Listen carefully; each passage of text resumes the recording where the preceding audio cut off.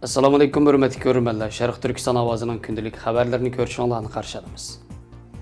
Tövəndə dehqonlar xabarlarimizning tafsiliy mazmunlarida bo'lsin.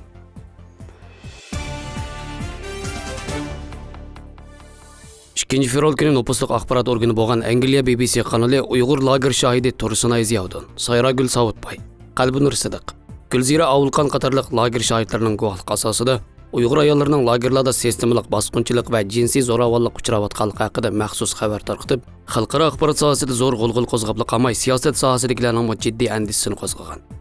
Dunyoning ayblashlarini va inkoslarini inkor qilish, yolg'on so'zlash, tenib olish, mas'uliyatni boshqalarga ortish, razillik bilan qari choplash, o'chilish qatorliqlarni o'z axloq qilgan Xitoy Kompartiyasi 4-fevral nomussizlarcha o'zining koni bo'lgan yer shari vaqt kezi qatorliq taratqularda hatto Tashqi ishlar ministerlik bayonotchisining bevosita so'z orqali g'arb matbuotlarida bu vaqtda arqa maydon kelayotgan dalil paketlarni rad qilib, barliq lager shohidlarini va ularning guvohliklarini inkor qilish orqali o'zining Sharq Turkistondagi insoniyatga qarshi jinoyatlarni aqlashga izchil o'rnib kelmoqda.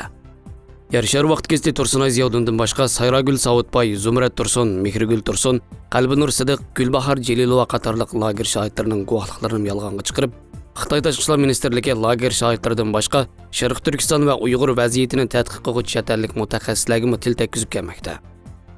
Tursunay Ziyavdin Xitoy doiralarining so'zlariga inkos qaytarib, Xitoyning o'zlarining hech qanday tashkilot bilan aloqa yo'qligini yaxshi bildiganligini, chet elga chiqqanda Xitoy soqchilarining o'zlarini chet eldagi boshqa Uyg'ur tashkilotlari bilan aloqa qilmasligini, ularning aldam qolsa tushmaslik haqida ogohlantirganligini, butun lagerga so'langanlarga kundalik mengi yuyish tarbiyasida o'zlari bilmaydigan chet eldagi Uyg'ur tashkilotlarini, Robiya Qodirning kimligini, Sharqiy Turkiston hamda ay yulduzliq ko'k bayroqni o'zlari o'gitib to'nitganligi, Xitoyning jinoyati, zulmi Sharq Turkistondagi Uyg'ur xalqini o'yg'atganligi, lager shohidlarining tekshiruvchilar bilan Sharq Turkistonga qaytib berib, shu joydagi o'zlari ko'rgan jinoyatlarni isbotlashga tayyor ekanligini bildirdi.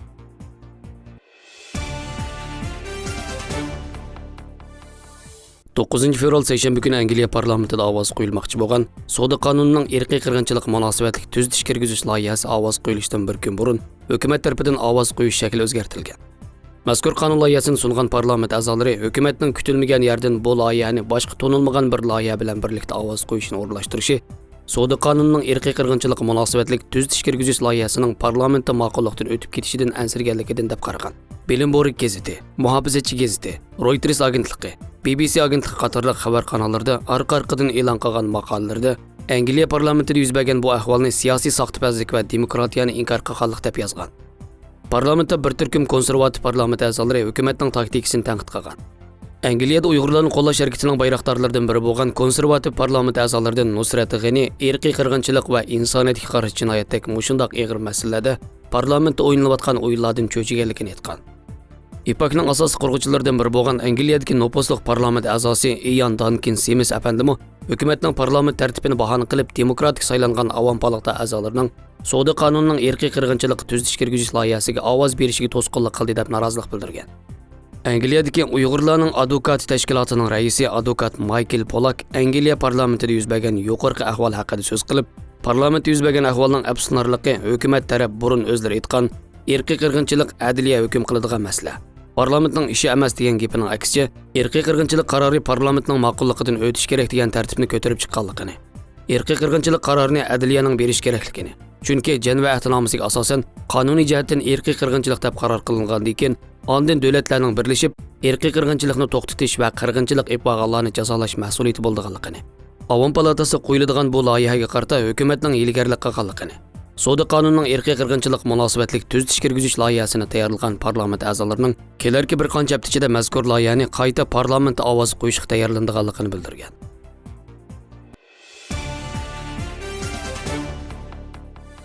Turkiya Cumhuriyet Reisi Recep Tayyip Erdoğan Cumhuriyetning 100-yili nishonlari orasiga oyga qo'nish loyihasini kirgizdi.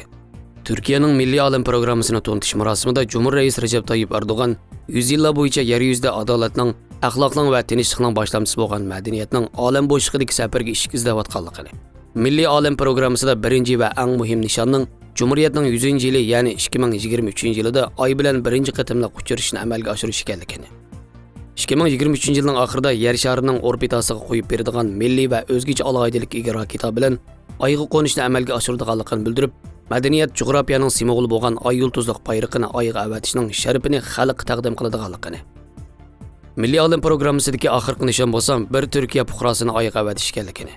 Buni sayohat sifatida emas, balki kelgusi avlodlarga yo'l ko'rsatadigan bilim vazifasi sifatida loyihalaydiganligini ta'kidlagan.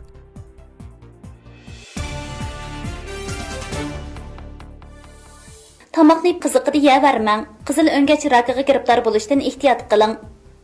Nurg'un kishilar tamoq yeganda qiziqida yeyishni yaxshi ko'radi. Masalan, gonfu choy ichishni yaxshi ko'radigan chavshanliklarning choy damlagandagi qaynoq suvning temperaturasi 90 selsius gradusdan oshadi.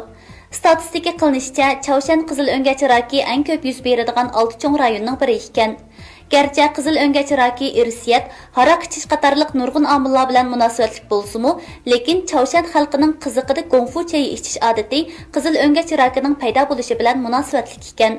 Nurg'un kishilar odatda xizmat, turmush odati sababli tamoq yeyish sur'ati intayin tez bo'lish, inchki chaynamaslik, qiziq tamoq yeyish qatorliq ahvollar ko'riladi.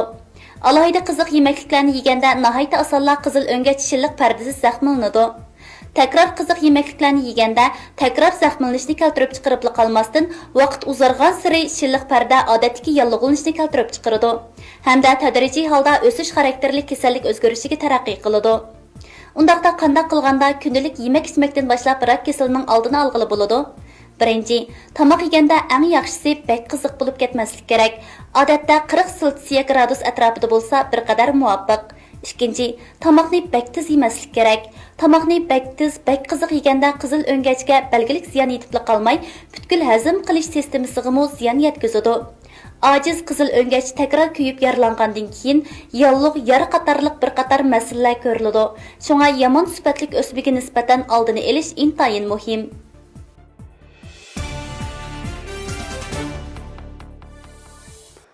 Xabarlarimizni ko'rganingizga rahmat. Ko'rishguncha omon bo'linglar. Xayr xo'sh, Allohga omonat.